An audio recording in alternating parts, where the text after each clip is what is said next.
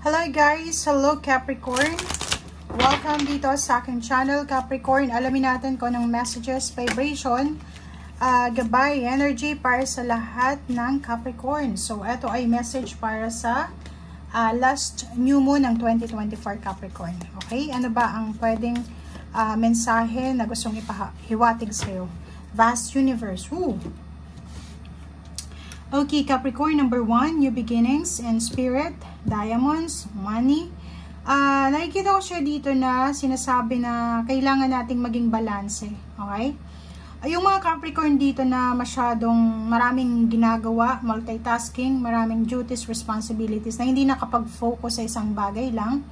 Like, napapabayaan mo na yung health mo dahil sa trabaho, or napapabayaan mo yung relationship mo dahil sa trabaho, pababayaan mo na yung trabaho dahil sa relationship. So, sinasabi sir dito ng baraha, huwag kang masyadong magmamadali. Okay? The universe, ang universe is enormous yung blessings niya. Huge. Maraming blessings ang universe na pwedeng i-shower sa atin. So, kailangan mo ditong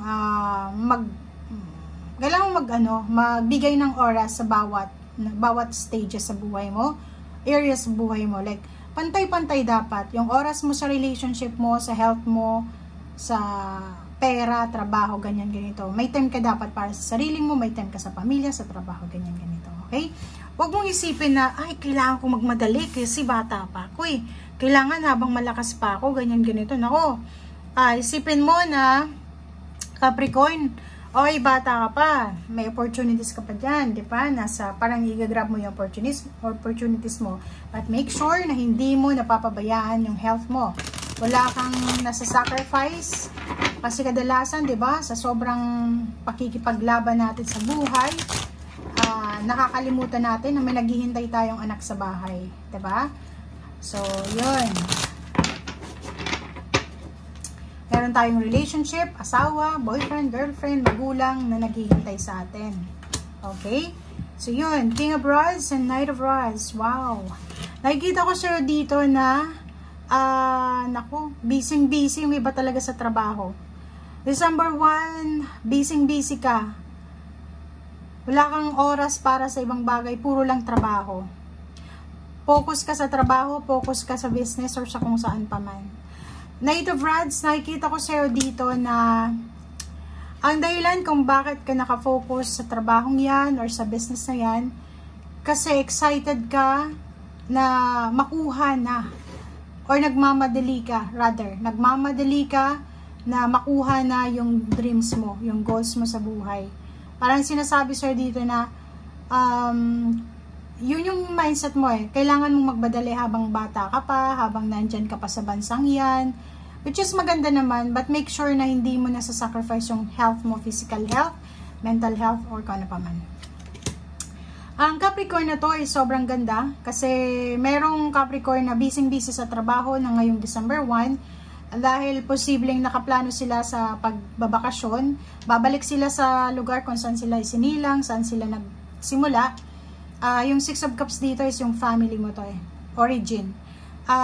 May posibleng okasyon na excited sila. Pwedeng may mga wedding anniversaries, homecoming, monthsaries, binyag, kasal, ano pa man yan na happy moments, happy occasions, birthday ng anak. So, nakikita ko sir dito, Capricorn, sobrang masaya ka. Okay?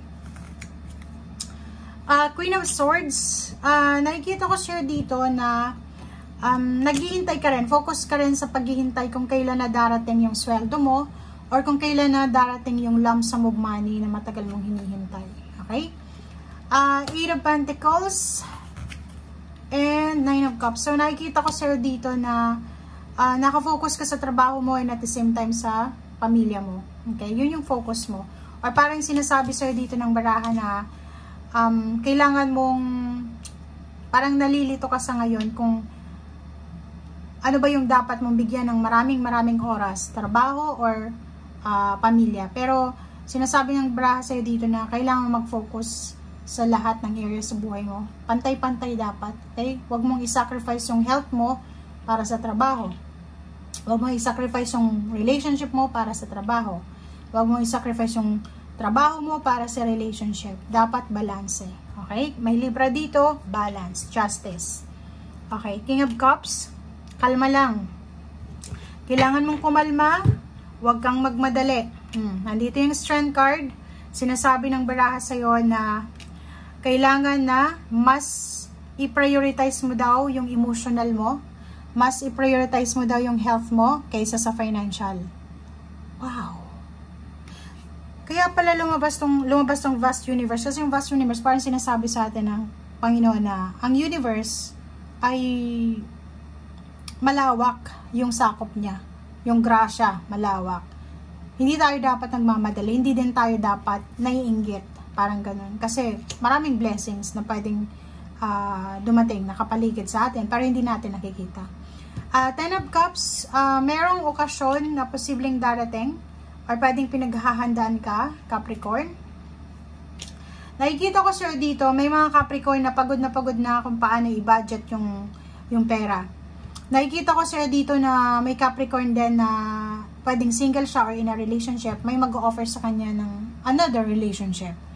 May iba din ditong Capricorn na posibleng pagod na sila sa pagpaplano ng Christmas party, New Year's party, or kung ano pa man tong party na to.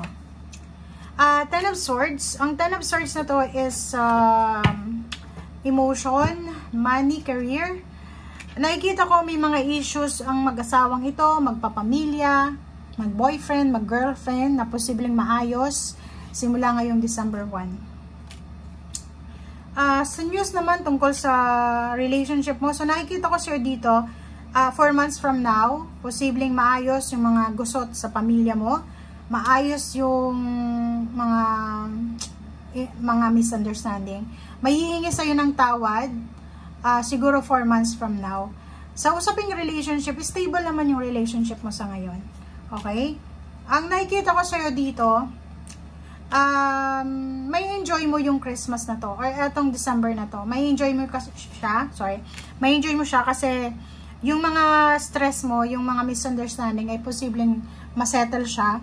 Yung mga financial burdens mo, posibleng masettle siya. So yun, emotionally and financially, magiging free ka, 'di ba? May mga issues ka na kinakatakutan dati na posibleng maayos mo siya.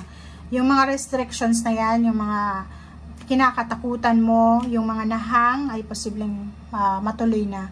May mga plano ka dati na hindi matuloy-tuloy dahil sa kulang sa pera, walang cooperation, walang suporta, parang ganyan. So, ngayon nakikita ko na unti-unting magiging parang realistic yung mga unreal happening sa buhay mo. Okay? Nandito din yung Wheel of Fortune, sinasabi na ito na yung simula ng pag-ikot ng Wheel of Fortune, pabor sa'yo. Okay? Thank you guys and see you again. Bye!